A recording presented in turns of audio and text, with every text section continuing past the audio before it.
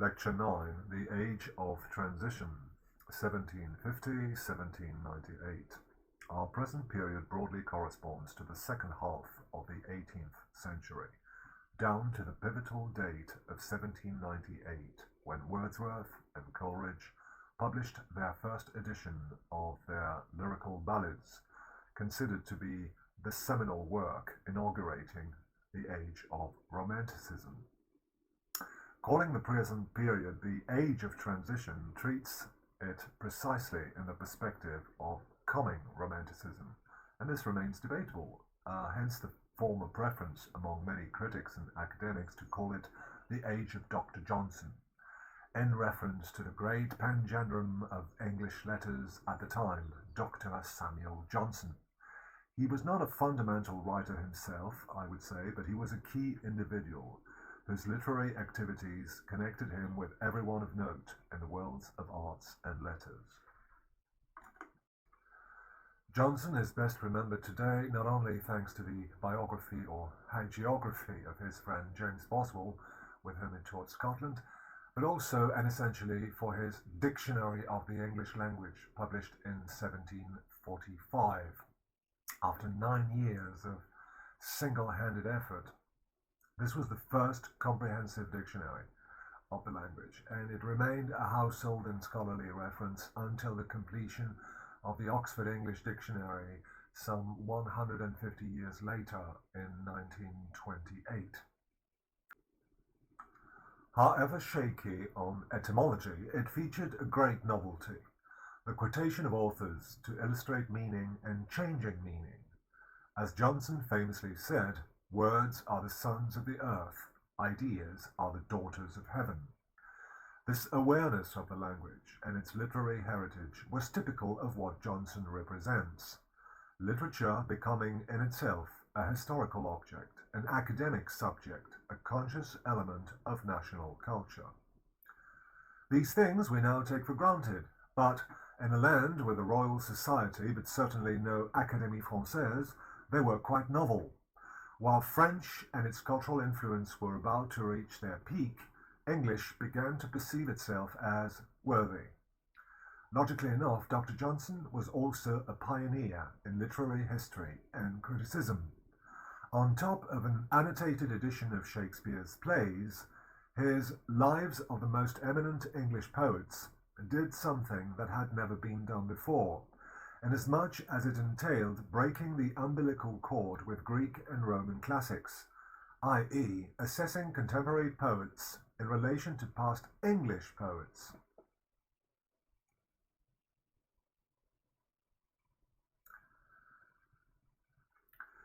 Before we examine other literary productions, we have to take a close look at the changing world of ideas. In philosophical terms, Johnson had in fact unwittingly adapted to England two major general trends of European thought about to rock the foundations of the Age of Reason, the so-called Enlightenment. These two trends were later spelled out in German idealism, namely the reappropriation of the national past and its singular essence, and the quest for transcendence, the birth of historical consciousness. Under the long reign of George III, and until the American War of Independence and the French Revolution brought back political passion and deep divisions, the trends for quiescence and sentiment, which we have examined in the previous period, were allowed to go on for some time. Yet one of the great interests of the Age of Transition is to notice how they became warped. Classicism gradually lost its founding principles and morphed into quaint Baroque before it actually disappeared. In philosophy, rational theism and deism were so soft and perhaps boring that they soon deviated into relativism. Very early on, Irish theologian George Berkeley had already posited the whole world to be wholly without reality, if not in our perception, which of course borders on solipsism. Edinburgh University librarian David Hume was very much an empirical skeptic, defining the self as a bundle of perceptions, just as Berkeley did, but going further and drawing the consequences in his A Treatise of Human Nature and subsequent works, the main consequence being the absence of practical reason. Morals excite passions and produce or prevent actions. Reason of itself is utterly impotent in this particular. The rules of morality, therefore, are not conclusions of our reason. You see, sentiment had produced moral sentiment. Matters of morality depend on one's personal subjective feelings. One cannot logically derive what ought to be from what is. This axiom is known as Hume's law. In literary terms, Pope's fine rules of taste were therefore, after all, only his own sentiment. This was shared by Hume's personal friend and fellow Scot, Adam Smith, who was not only the author of The Wealth of Nations, but also of The Theory of Moral Sentiments, in which he defines the principle of sympathy as follows. This is a complicated but very revealing quotation.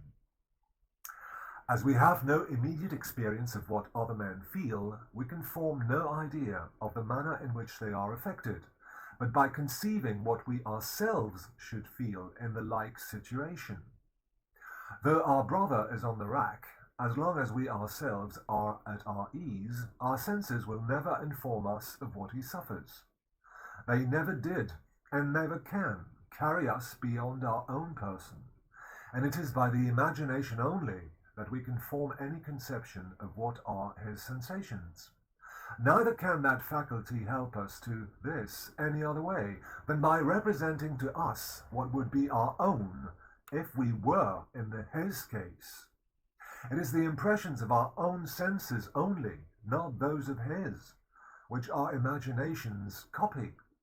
By the imagination, we place ourselves in his situation.